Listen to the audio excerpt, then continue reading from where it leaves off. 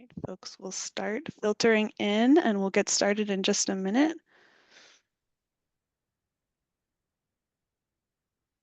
Welcome, everybody. Welcome. I know we had a lot of folks waiting, so I'm just giving a moment to let everybody accept their entrance to the webinar. Thanks for joining us. We're going to get started very soon. Okay. Thank you all for joining us. I know folks will still be filtering in, but this is a good chance for me to welcome all of you to the space and mention a couple of things at the start before handing it over to Amy. So for 27 years, the Women's Fund of Western Massachusetts has provided community investments in the form of grants, capacity building workshops, hosting convenings around topics such as this, and uplifting organizations who align in advancing gender equity. The focus of these efforts are guided by our strategic pillars, including economic security, addressing parity in positions of power and leadership, and freedom from gender-based violence, harm, and harassment. We're really thrilled for today's conversation with Amy Jamrog. It's always a pleasure to work with her, especially as her work aligns with our pillars and in advancing one's economic security. Now, before I hand it over to Amy and introduce her, I just have a couple of other quick notes to mention. I want to give thanks to our current underwriters and in supporting our work, and that they are Desco Service, People's Bank, M&T Bank, Greenfield Savings Bank, Greylock Federal Credit Union, Country Bank, Kuhn Riddle Architects, Schatz, Schwartz and Fenton, and East Hampton Savings Bank. So also too, this session is recorded and both the recording and handouts from Amy will be delivered to the registered participants following the event. So please be on the lookout for that from the Women's Fund. And without further ado, I'm going to introduce the lovely Amy. So Amy Jamrog, the founder and CEO of the Jamrog Group, as well as the CEO of Four Wings Consulting. She is a financial advisor, author, coach, and motivational speaker with over 25 years experience in the financial services industry. Amy's expertise benefits business owners, corporate executives, and many charitable organizations, endowments, and her coaching benefits financial advisors, as well as the workshops she leads and impactful keynote talks across the industry. Amy, as an author, has best-selling books, both Confetti Moments and Life Savings Conversations, which I highly recommend, and as well as her Wednesday Wisdom blog, showcase her ongoing commitment to learning, teaching, and serving as a thought leader.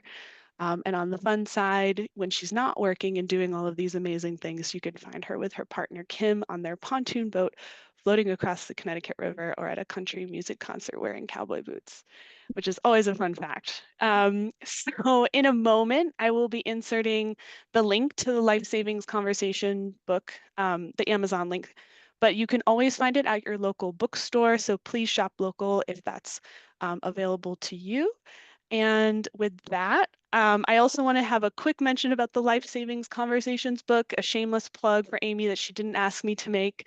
I was talking to her backstage before this, and you could see my little note tabs. I got this book before I became a parent and found it extremely relevant.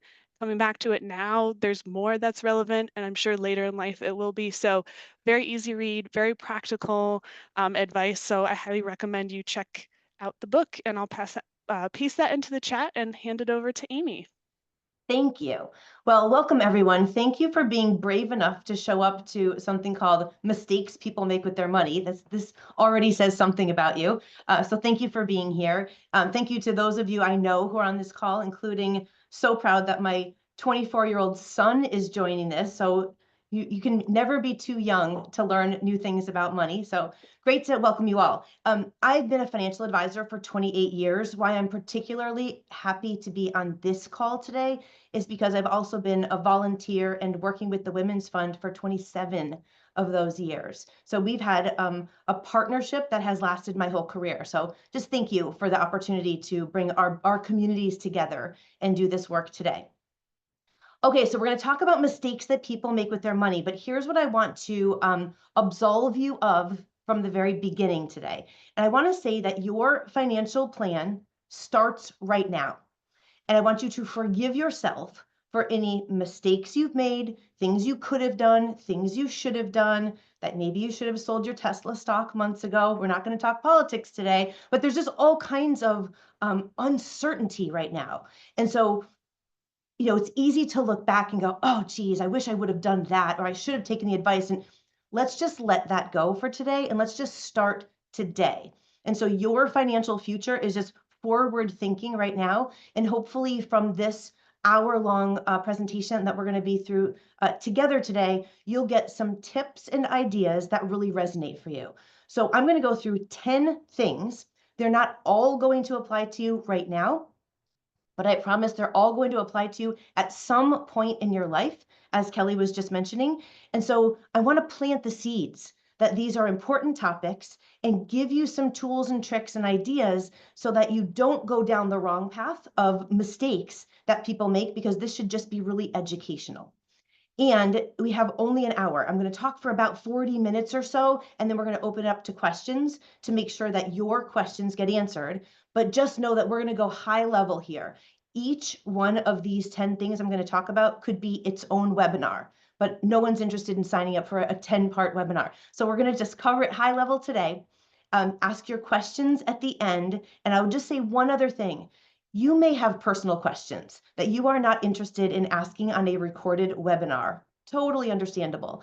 And so if that's the case for you, Kelly's just going to drop in the chat my email. If you have a personal question that you'd like to ask not in front of everyone, just feel free to email me and I'm happy to help you offline. Okay, so we're going to get started. And here we go, top 10 list. Number 1, the first mistake that people make with their money is that they don't understand what they have. I cannot tell you, from young to older people, doesn't matter your level of sophistication or how much money you have, so many people just don't have an inventory of their stuff. And so I see this and how critical this is because I had a friend recently who lost her husband. And he was the money manager, bill payer, person who just handled everything in the relationship, which worked for them until he had a heart attack and died unexpectedly. And she stepped into that role clueless. Even though she totally trusted him to do that job, she just didn't know, what are the passwords? What accounts do we have? What accounts are automated? What's the online bill pay situation? She just didn't know. And so don't be that person, because it is a terrible position to be in. It just feels very vulnerable and stressful on top of an already stressful type of situation. So don't wait till there's an emergency situation to handle this. Take inventory of everything you've got. Bank accounts, CDs, old 401k that has $2,000 in it from 20 years ago. All of the ancillary things that are out there with your name on them, take inventory of them, have logins for them, have your passwords stored somewhere for all of those things, and share that with someone close to you, whether it's your power of attorney or your spouse or your significant other or whoever your trusted person is, that God forbid something happens to you and you become incapacitated or you need some assistance, somebody can step in and help you. But if they don't know, they don't know. So take inventory of what you've got. And in that category comes understanding your employee benefits. I cannot tell you how many people I come across who are intimidated about the market, don't really understand the 401k, haven't signed up for it, and are missing out on a really generous company match, right? If you put in 5% and your company puts in 5%, that's 5% of your salary, free money that you might be leaving on the table. There might be all kinds of other benefits that you have at work that if you're not aware of them, one of my clients just found out she has a $500 gym and wellness reimbursement. Didn't know she had that. All these things will help with your overall financial plan and contribute to your well-being. And I'm telling you, just by knowing these things, you're going to feel more confident about the money that you have. So understand what you've got, take inventory, and then you also want to make sure that any accounts that you have that are in your own name only have some backup person associated with them, have some beneficiary associated with them. We're going to talk about beneficiaries as we get through our list today. But first and foremost is to understand what you've got. because you can't do anything with your plan until you know what it is you're planning with. So that's first and foremost, number one. And if you have a partner or significant other, please do this project together and make sure you've got some real transparency around money, because it will really, really matter with the coordination of your plan. So not only do people not understand what they have, number two, people do not understand what they spend. And this is like common across the board. Again, it doesn't matter what your financial situation is. When I go through a financial planning process with someone and I ask, and so what do you think it costs on a monthly basis to run your lifestyle, like all in, your bills, your fun, your streaming services, a vacation, your holiday shopping? And the answer overwhelmingly is, ugh, uh, I don't know. And what's funny about this is, and then people are embarrassed to say that. Do not be embarrassed. But what's difficult is that people tend to not look at what they're spending because they're afraid of what they're spending. And so you tend to put this off. But instead, what I would say to you is, let's get clear. Let's get really, really clear about what you're spending, how you're spending, and is that in alignment with your values, your goals for the future, and what your plan is? And is it in alignment with your capacity, right? Some people are spending, and no, listen, no judgment today. This is just to share information with you, but some people are spending so much money on streaming services, subscriptions, and things that are recurring that they don't even know are recurring. And so the money's just kind of going out of their accounts. And when you sit down and start to add all of that up, it's like, holy smokes, $4,700 at Starbucks. Like, that's a really nice vacation. That's a nice contribution to kids' college accounts. So we want to look at where you're spending and how you're spending. And then is there an opportunity to reallocate any of those dollars? And I promise you, when you go through the budget exercise, and budget is not a bad word. Budget's just really understanding what's coming in, what's going out, and hopefully that there's some left over that you can do something fruitful with. But really understanding your budget will make a huge difference in helping to get a sense of where you are, where you're going, and what's possible. And so that activity, I promise you, it's confronting to go through. But once you get to the other side of it, that clarity will give you so much peace of mind. And then you'll have a real sense of what to do with the information that you learn. And if you want some help with this, there are some really great tools out there. I just discovered Rocket Money. It's free. There's an upgraded version of it too. But if you want to just get a boost in getting started on understanding your cash flow, Rocket Money is a really cool, interactive, easy to use tool, and that can get you started. When I just did that, I found out about $447 worth of subscriptions and things I did not know were on one of my credit cards. So it already saved me $400, just understanding that. And I'm a financial advisor. I'm in this world all the time. We can always learn no matter what stage we're in. So number two, people do not understand what they spend and they're afraid to confront it. But once you have that clarity, I promise you, peace of mind and confidence will come as a result of that. Number three, people do not take the time to understand taxes. Now, I'm not saying you need to be an accountant, but to understand taxes. And when I say taxes, what I mean is taxes today versus taxes tomorrow. And this is going to be, you'll each have a different response to this, because you want to understand that what we're inundated with all the time is the importance of deductions. Like, where can I lower my taxes this tax year? Which makes total sense, right? We are in this tax year. What can we be doing now to get a refund for next year? But the more that you take in deductions now, you might be giving up some real tax benefits for later. And so let me just give you one example of this. If you have a retirement plan at work, or if you have an IRA, we'll call these two things interchangeable for this conversation. You can choose to put money into those accounts pre-tax, or you can choose the Roth version, which is after tax. If you put money into, so let's just use your retirement plan. Let's just say you've got 20 years in front of you to save for retirement. and you put money into your retirement accounts pre-tax. Great job. The pre-tax money means you're not paying taxes on those dollars today. So let's say you make $50,000 a year and you're a great saver and you put $5,000 into your 401k, 10% savings. That would be excellent. If you make $50,000 and you put $5,000 into your 401k pre-tax, at the end of this year, you're paying taxes on $45,000, right? You got a deduction for those $5,000.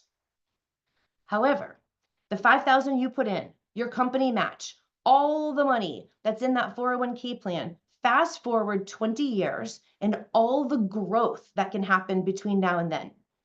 When you get to retirement, 100% of that account is taxable to you as income.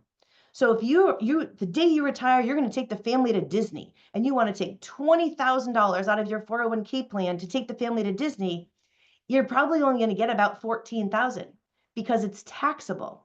You may have to take out $27,000 and pay 7,000 of taxes to get the 20,000. And now you go, oof, that's kind of expensive money. It's true, but that's because you chose to take all of the deduction early on, and now you're going to pay the tax consequence later. The reverse is this. If you put your money into a Roth 401k or a Roth IRA, and you make 50 grand and you put 5,000 in, you're still paying taxes on 50 grand this year. No deduction. This is delayed gratification. But if you keep doing that for the next 20 years, you fast forward to retirement, that Roth account, everything you put in, maybe there were company matches. That's a whole different conversation with a Roth, but maybe all the money you put in and all of the growth on your contributions when you fast forward 20 years, now all that money is tax-free. And it's tax-free at whatever tax bracket we might happen to be in. I don't have any idea where taxes are going to go 20 years from now, but it's possible that they're higher than they are today. And so imagine having a bucket of money that would be tax-free for later. That could be really beneficial. So I'm not advocating for one way or the other, but I just want you to be mindful of taxes today versus taxes later and modeling these different things out in your plan, because it could make a real difference to split it or really think about how beneficial one versus the other would be. It makes a difference if you're married versus not married, what your tax brackets are, coordinating this with your spouse.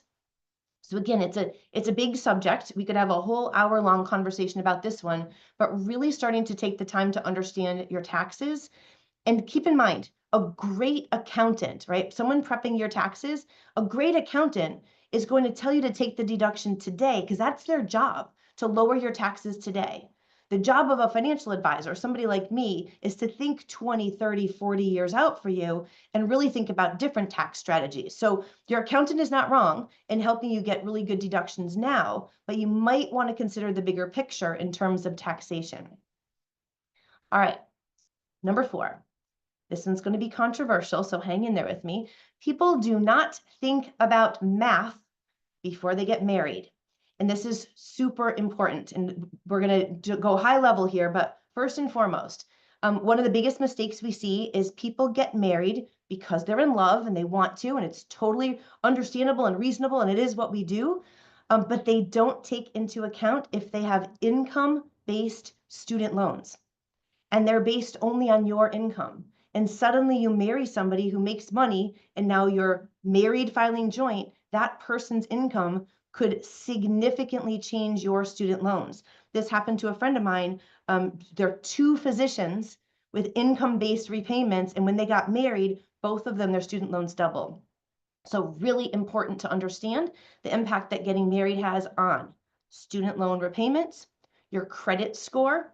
If you've got a great credit score and you're marrying somebody with a bad credit score and you're married and now you're trying to apply for a mortgage, that other person's credit score might really hurt your mortgage application.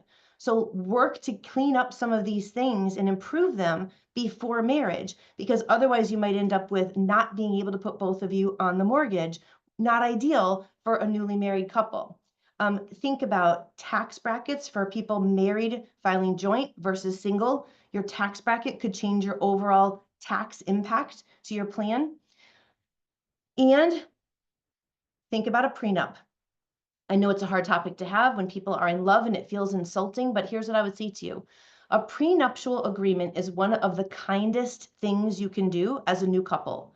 Because while you're in love, while you care about each other, while you are happy and blissful, you're going to have a conversation called, hey, if you walk away at some point, let's just be clear right now, what is yours and what is mine, so that you can have the freedom to walk away and just have clarity of what's in store for your future versus mine. So you came into the marriage with this, I came in with this. If you walk away, yours is yours and mine is mine. And let's just get that clear and legally put that in writing so that it's never a mystery later, especially if things go south and we're in a position to not be in love and not be able to have these kind of free conversations. Have that conversation now. The more you have to protect, the more family money you have to protect, the more important this is too. And it can be very sensitive, but you can have it in a really sensitive way. And it's a great family conversation to have earlier than later. Second marriages. So this is still under the big topic of understanding what happens when you get married. Second marriage is even more complicated. There are pros and cons to being married versus not married, but keep in mind that with a second marriage, child support, alimony payments could be impacted if you get married and cohabitate or have somebody else's income now filed with yours. If you have kids who are applying for financial aid and you are a single parent, now suddenly you are married with someone else's household income, it could impact the FAFSA form. Health insurance. Sometimes in a divorce situation, someone is covered for health insurance on their ex's health insurance plan, which could be a significant savings. But if you get married, you may lose that benefit. So all things to keep in mind about the challenges of second marriage, especially if you have separate kids from separate relationships. But there are some real pros to being married.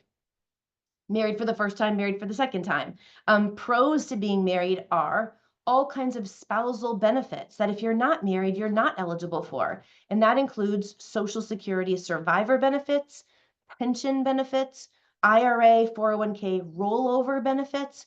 Very, very tax advantaged if you're married and one spouse or the other passes away. Being married is really beneficial when you have those things at stake. If you're not married, then it's okay, but there's some real significant workarounds that you're going to have to do to make sure you're protecting each other if you don't have the benefits that do come with marriage. So big, big topic. Now, I'm going to pivot to number 5.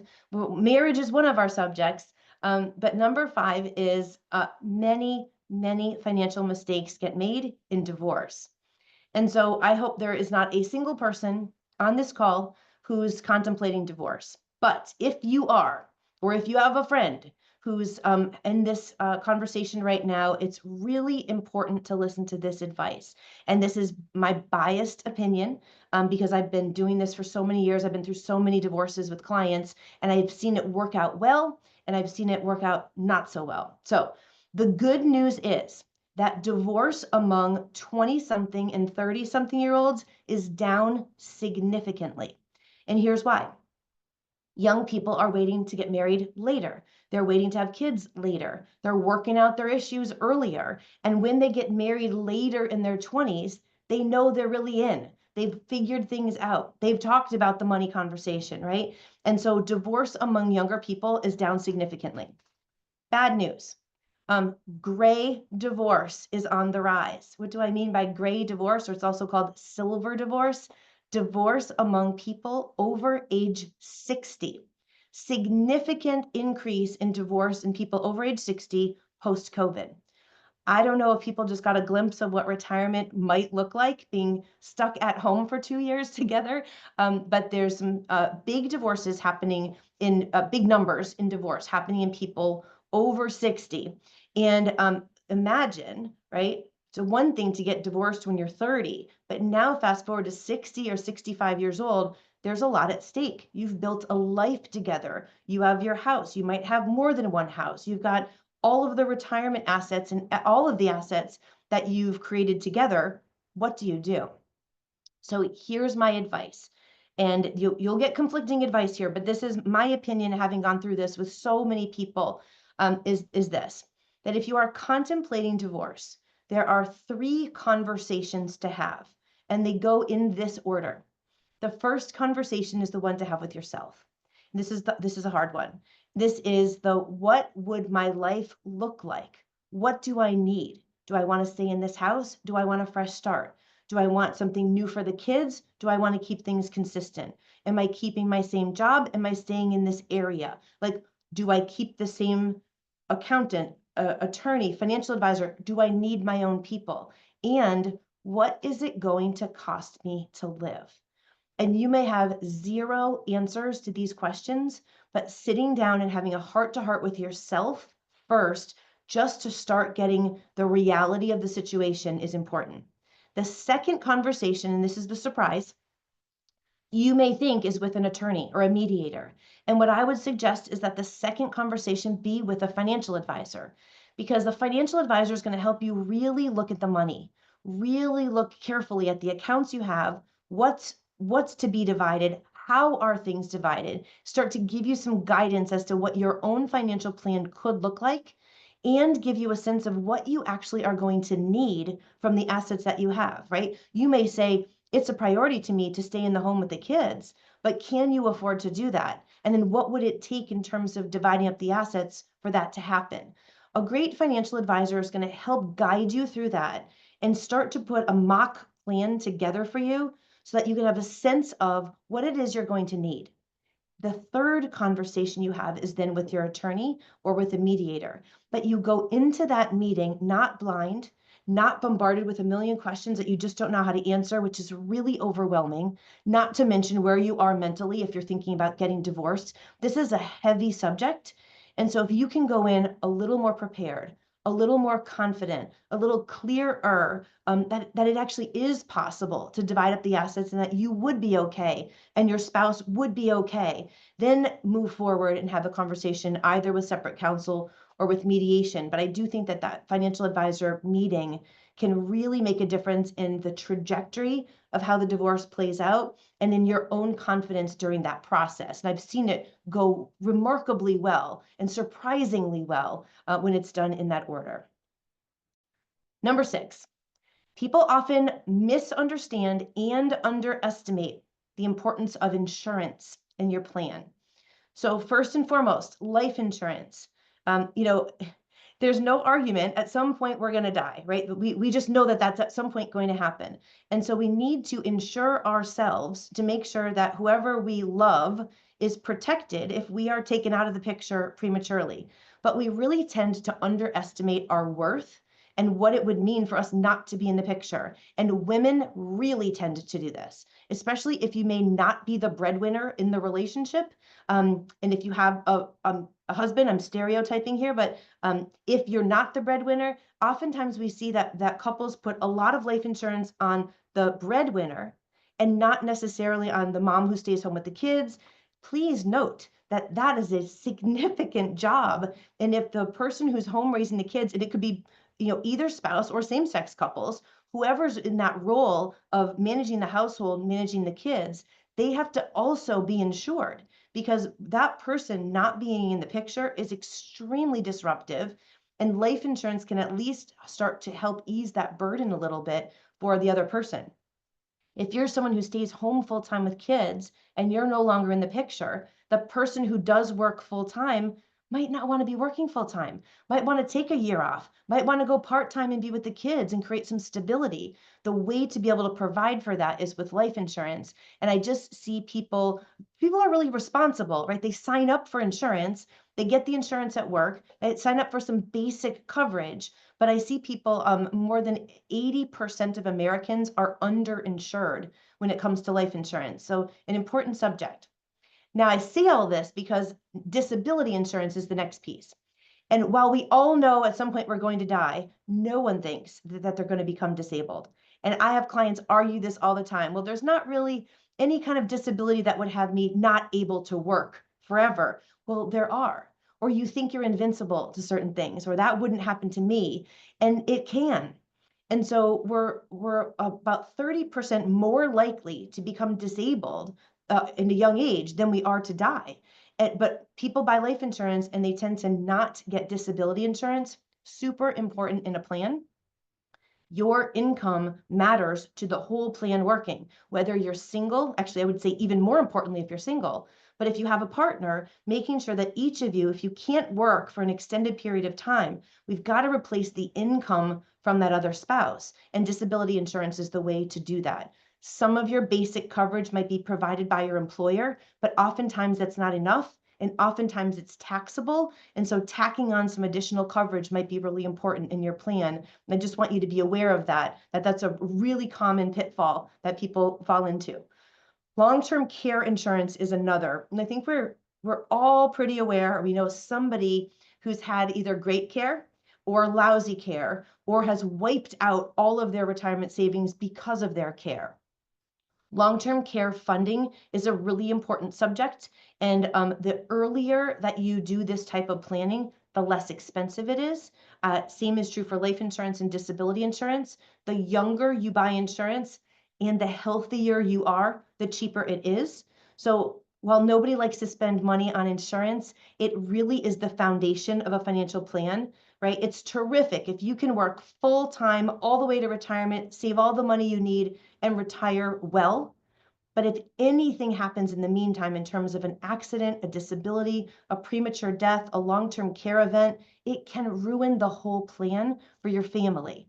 And so insurance is a really important piece.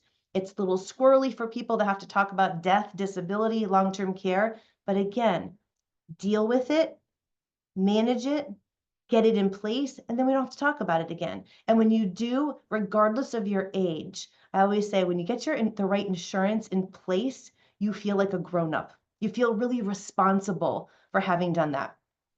So be thinking about that as part of your plan. And if you haven't prioritized an audit or a review of all of your insurance, including your employee benefits, please put that on your to-do list. That's an important one. Okay, number 7. This is so important and it applies to all of you. Your wishes may not be consistent with your beneficiaries. So let me tell you what that means.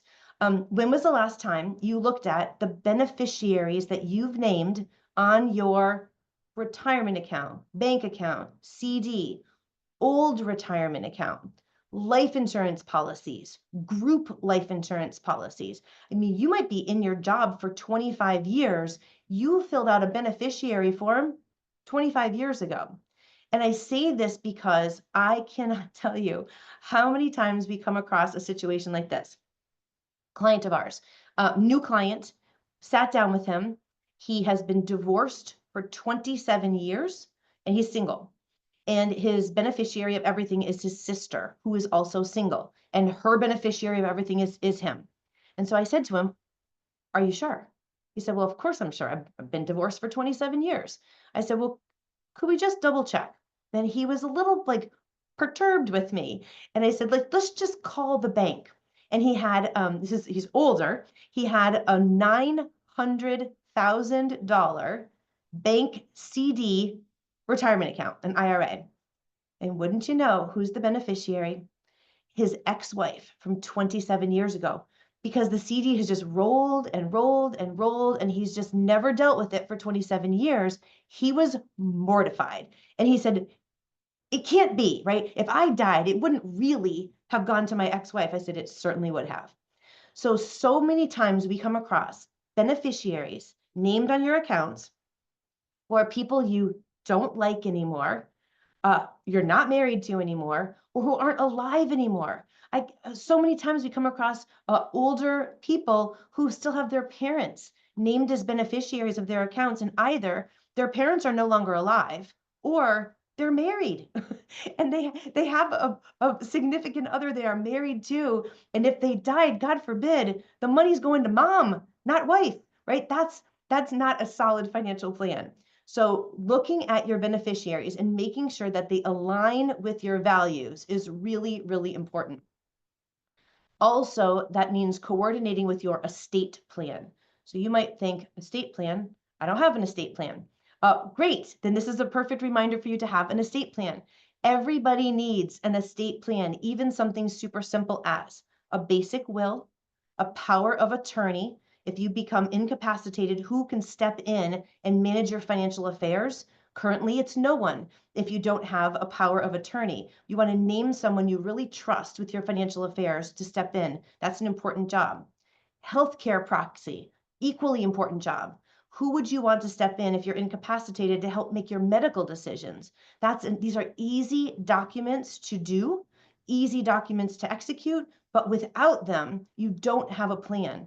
And if you're over 18 years old, and this is really important for parents here, if you've got kids who are over 18 years old, even college kids, right? If something happens to them medically, they're at the hospital, you're not the healthcare proxy unless you've been named the healthcare proxy. Because once they are 18, they are adults. They actually have to name you as the parent, as their person. If they don't, and you step in and you want to start making medical decisions, you don't have the right to do that. So this is like alarming to parents when you think, oh, my kid's not really that responsible at 19 or 20 years old. I know. That's all the more reason you want them to put these important documents in place: healthcare proxy, power of attorney, and a basic will. And so these things also coordinate with your beneficiaries. But if you say in your will, please leave everything to my spouse, but your beneficiary on your 401k still names your mom, or your beneficiary on your old life insurance policy names your ex-spouse, it doesn't matter what your will says. If each of those accounts aren't also coordinated, those accounts' beneficiary designations win. And so you want to make sure, this is super important. We had a situation with a client who had a heart attack, died unexpectedly, and his $150,000 group life insurance policy did get paid to his ex-wife, not his new wife and their two young kids, right? Beneficiary audit is something you could put on your to-do list today and just take a close look at that. Super important. Number 8, people do not know how to approach their elderly parents about their plans and their intentions. This is a tough one. I had a situation recently with clients. I work with the parents and I work with the adult children. They're both clients. And the parents said to me, we really want to have a conversation with our daughter and son-in-law about our wishes, but gosh, it feels terrible to sit down with her and talk about death and dying, and I just don't want to make her uncomfortable. Simultaneously talking to the daughter and her husband. I really want to have a conversation with my parents, but I don't want them to think I'm like asking about inheritance. I don't want it to be rude or disrespectful. And I don't really think, I want to even bring the subject up. So we see this all the time. Elderly parents want to have the conversation with you because they want you to know their wishes. And the adult kids want to know the parents' wishes, and everybody's just too polite to talk about it. So I would encourage you to talk to your elderly parents about their wishes. Really understand what their desires are. Really get a sense from the whole family of whose job is what, who's the healthcare proxy, who's the power of attorney, especially as they start to get older. It might not be them for each other, it might be you. And please note that if you get chosen to be the personal representative or they used to call the executor of your parents' estate, while you might see this as an honor, it is also a significant responsibility to have that job. So it's oftentimes worth looking at dividing up the responsibilities. Maybe one of your siblings would be a great healthcare proxy, but is terrible with money. And somebody different would be a good power of attorney. And maybe somebody else would be a great executor when all is said and done because they're the organized one in the family. Be really thoughtful about siblings and who's the best at these certain jobs, and then have that candid conversation with your parents. Having the conversation with your parents, as hard as it might be, and as confronting as it might feel as I'm saying these words to you, is a heck of a lot better now than trying to have this conversation at the hospital when one of them's incapacitated, the other is so upset, and now they're scrambling to tell you what their wishes are, right? Let's get that clear in advance. Pre-planning funerals, like all of these things, as hard as they may seem, it's way easier to pre-plan a funeral when someone's not dead and they can share all their wishes than to go to the funeral home after someone has suddenly died and wonder what their wishes were. And this is a gift that you can give to your elderly parents, because I promise you they are worried about this. They don't know how to talk to you about it, and you can open up the conversation and make that happen for them. Number 9, people do not have a philosophy about their charitable giving. I see this a lot, and we do full workshops on this subject because it is one of my favorites. But people are inherently generous. They want to give money away. They, in fact, want to give more money away. They just don't know how or where, or they just give haphazardly, and everybody gets $25 for all the walkathons and bikeathons and athons and all the solicitation that you get in the fourth quarter of the year. A lot of giving is very reactive to solicitations. And what I would really encourage you to do is to budget for your philanthropy. I know that sounds a little weird, but you budget for vacation, you budget for holiday shopping. Why wouldn't you also budget for the money that you're giving away? And plan at the beginning of the year a particular dollar amount and then stick to that budget. And start to look at all the organizations that get money from you. If you added all of that up, I just did this with a client, she gives to 48 different organizations. But when we looked at it closely, she really loves 7. And so when I said, you take all the money that you give to 48 places, what if we consolidate it down to 7? How much more meaningful would that be to those 7 organizations? So start to develop your philosophy about your giving. How much do you give? Is it a percentage of your income? How do you incorporate your kids into this conversation, right? Sometimes family philanthropic giving can be really powerful to teach your kids about money at an early age. And, while you're giving in your lifetime, that's one part of your strategy. Also, is there clarity around how you want to give when you're no longer here? You might say, oh, my family knows what my wishes would be. I'm sure they would give away money to the organizations I love. And I would say, I'm not sure they would. If it's inheritance and they just got the money and you're hoping they're going to now give some of it away, not so much. What you want to do is build into your beneficiary designations what percentage is going to charity, what percent to what organization is going there, because unless you designate it, it does not mean that someone's going to remember your wishes and make sure that those dollars go to where you would have put them. So build philanthropy into your current financial plan, into your annual budget, and then also build it into your lifetime giving as part of your beneficiary audit. And number 10, we got 3 minutes left here before we open up for questions. Number 10, and this applies to all of you, regardless of your age, but certainly for older people too. What we see is that people don't often take the time to really think about legacy.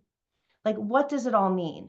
What are your intentions for each other as a couple in your elderly years, right? What would you want for one another? To have these conversations about, look, if you died, would I want to stay in this house? I would. Really? If you died, I would never want to stay in this house. And start to have that kind of conversation. What about if you are older and you've got adult kids? Start to think about your collectibles, right? You might have 200 Hummels in curio cabinets in your house that you might think your kids are going to be thrilled to inherit someday, and they might not. And so start to think about all of the things you've collected, your china and your dishes and all of your things, and start to have the conversations with your kids and grandkids now about these things. Who's interested in them? And if they're not, where could they go that someone might love them and not necessarily be the burden to your kids when someday, one day, they have to clean out your home and all the stuff you've collected over your lifetime. The next piece about this, and I know this might be odd advice, but I would recommend that everyone on this call, regardless of age, draft your obituary. I know it sounds weird, but you're the only person who knows about your whole lifetime and the things you're proud of and the accomplishments that you've had. And so to draft an obituary and leave it somewhere where someone knows where to find it if God forbid something were to happen to you. And then you work on your draft every year and you add more things to it and you add more accomplishments and you add your retirement and you add that you left behind grandkids. When you create this document, you've done a tremendous favor to your family, because otherwise they've got to go figure all of that information out, and it will never have everything in it that you would have wanted to include, or it might have things in it you wouldn't want to include. And so why not have it be your story? And if you are on this call and you have elderly parents, sitting down and writing their obituary with them is the most beautiful exercise. And I say this because I know so many people who have done it. It's not sad. When you sit down with your elderly parents and help them with their obituary, it's actually a walk down memory lane of their whole life. And they get to tell you the stories and share all of that with you. And then you document it for them. Then you create something that they feel really proud of that someday is going to go in the paper, someday is going to go online, no time soon. But let's just create that document together. So that's another thing that's tidied up in their plan that they feel really good about, and that won't be a burden on you at some point in the future. Okay, so we're at our time. I know we could talk for so long about each of these things, and I just want to make sure that we save time for your questions. So feel free to throw your questions out. Yes, thank you so much, Amy. Please know you can pop your questions into the chat as well as into the Q&A function at the bottom.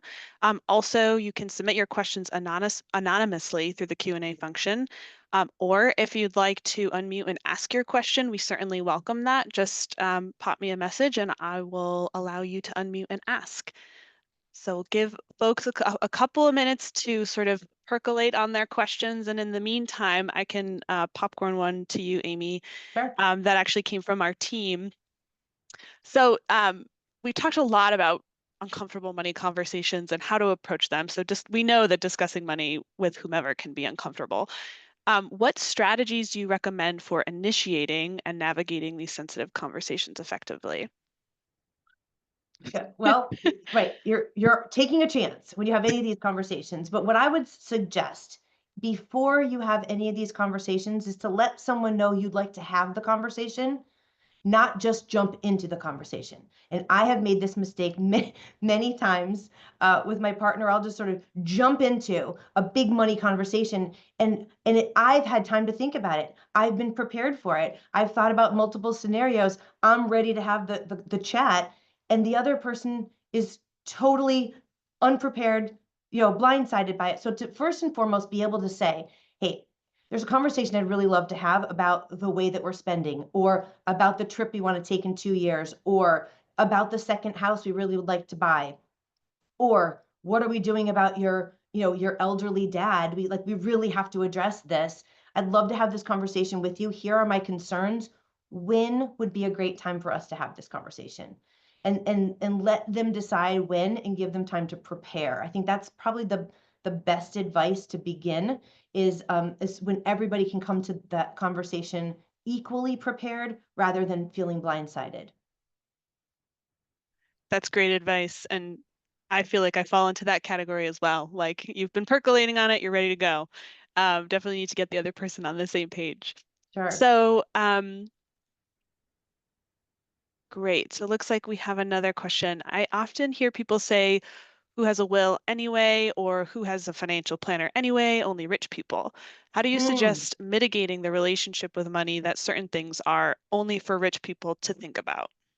Yeah, I would say everything I just mentioned is not just for rich people. I mean, more money, more complications. But anyone who has income and goals can have any of these people help them. I think there comes a point where you probably know, like intuitively, that it's stakes are getting too high here for you to DIY all of this, right? You might get to a point where you go, ooh, I don't know, like what's happening in the market right now. Should I be doing something different?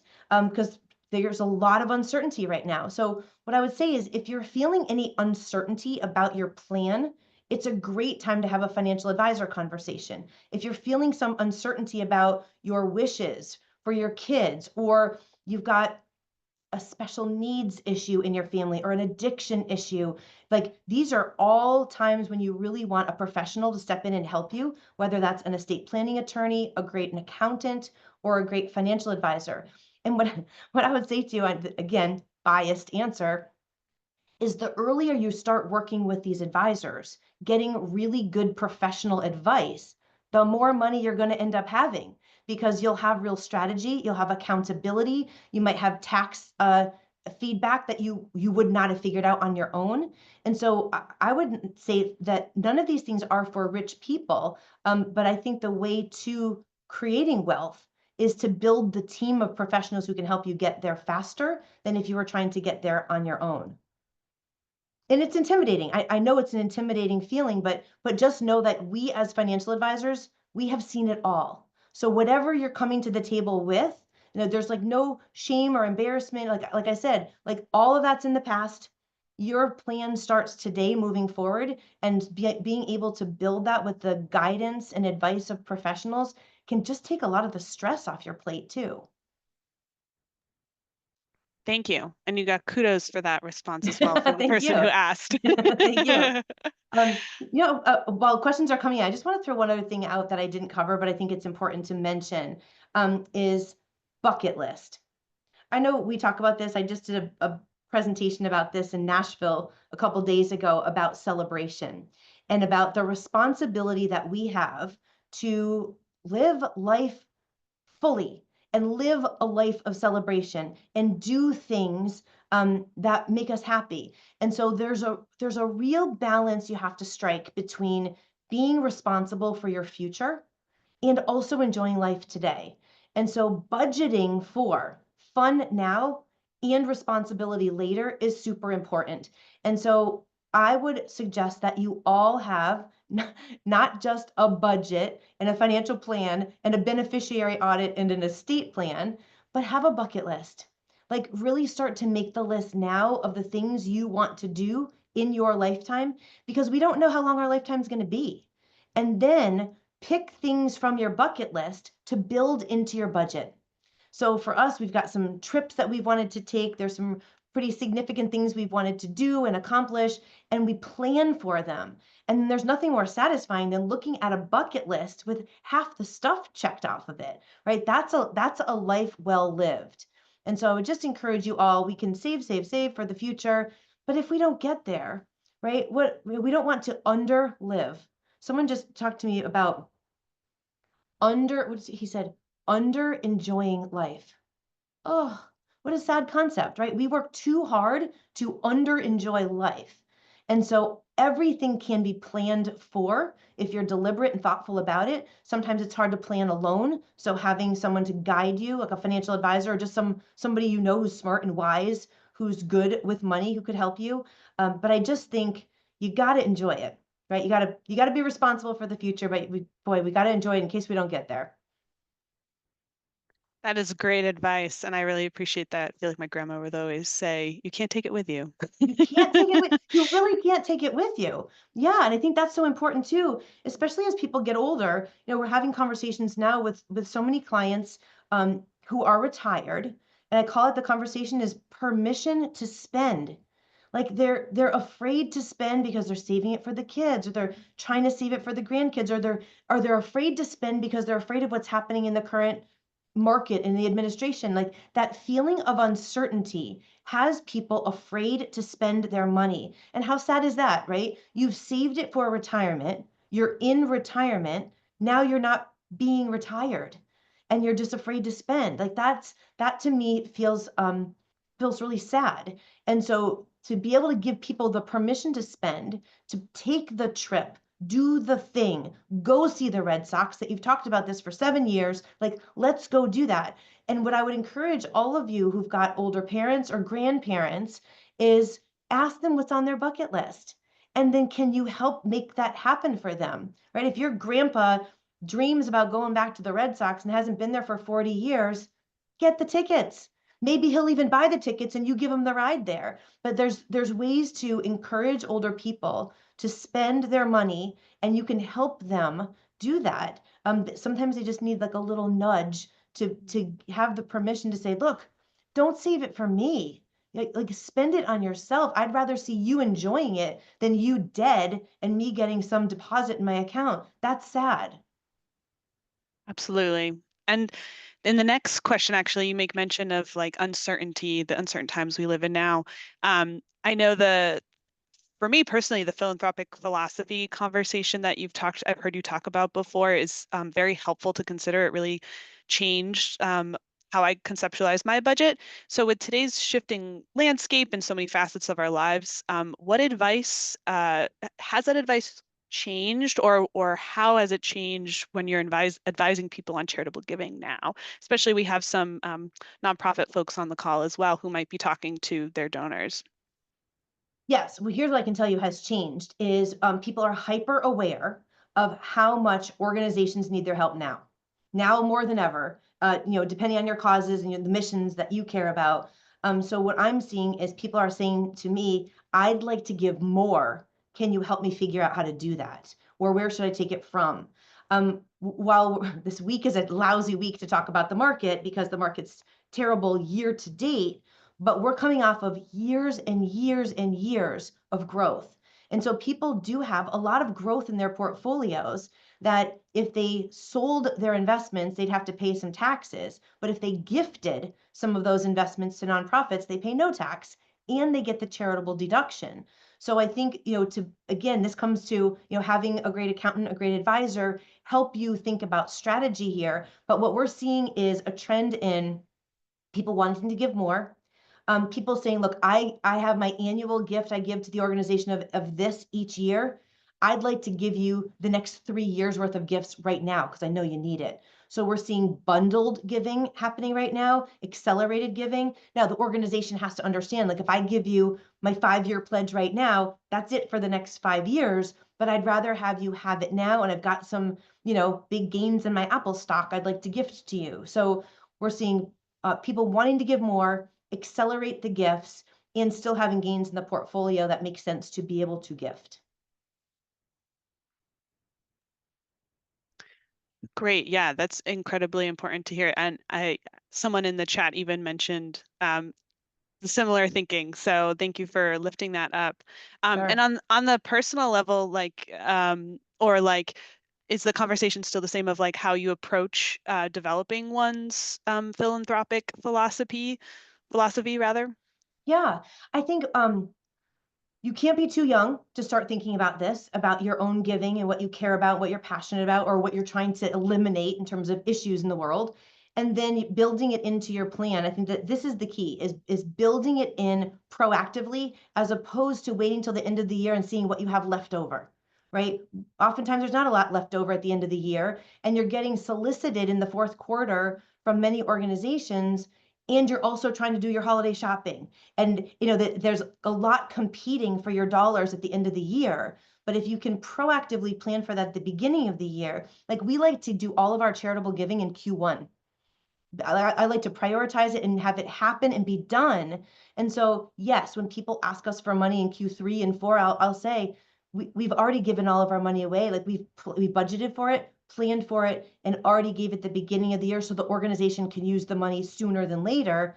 But if you're interested in us donating to you, like let me know in Q4 for next year, not in Q4 for Q4. So that's just my philosophy. And we try to really help our clients budget in advance for all of that so that they can powerfully say yes to their budgeted dollars and then powerfully say no thank you when they've used up those dollars and they're sticking to the plan. Thank you. And we have Yeah. time for one final question before we close out. So I'd love to offer the question, are you working on any new projects or books that continue the conversation on this topic or financial literacy and communication? Two answers. Yes, I'm working on a new book, which is a teenage novel. It has nothing to do with this subject, but I was working on it yesterday, so thanks for asking. But I will tell you, anybody who's on the call, email me so that you can be on my email list because I do have 5 additional webinars coming up. I'm going to do a financial planning webinar for people with no children, really thinking about their plans. We're doing rethinking how you leave money to your children for those people with children. We're doing the philanthropic philosophy and unleashing your philanthropy webinar this fall. So that one is coming. I'm doing a workshop on divorce anonymously. Nobody has to be on the Zoom call for that one, but I am doing a workshop on divorce. So I've got 4 or 5 that are coming that if you want to just email me, I'll make sure all of you that you get invited to all of those because, oh, and we're doing another one. This is interesting. There's not surprisingly, a trend of people, a small group of people who are interested in perhaps moving out of the United States, at least temporarily. And how do you deal with your finances and taxes and income if you are an expat? So we're going to do a workshop with an attorney on that. And I think that's coming up sooner than later because it's a pretty important subject. So if you're on my mailing list, you'll just get invited to all the things that we're working on. Awesome. Thank you for that heads up too. We'll definitely share that out and support that support this learning, the shared learning. Thank you Thank you. everybody for joining. Thank you so much, Amy, for all of your wisdom. I always learn every time I listen to you. Thank you. And also, I just wanted to say to all of you who attended today, um, we really appreciate your support at the Women's Fund of Western Massachusetts. And there's multiple ways to support showing up and engaging with us today, in person, your time, talent, treasure, all of the things. So we do have like a landing page of all the different ways you can get engaged with us that don't involve money. We also would accept your money. And additionally, I've also included Amy's Life Savings Conversations book in the chat. And again, please shop local if you can have a local bookstore near you. So thank you all for your time. Thanks again, Amy, and please stay Thank engaged with you. us. We'll have some upcoming events that we would love to see you at. Thanks, And with everyone. thank you. Bye-bye.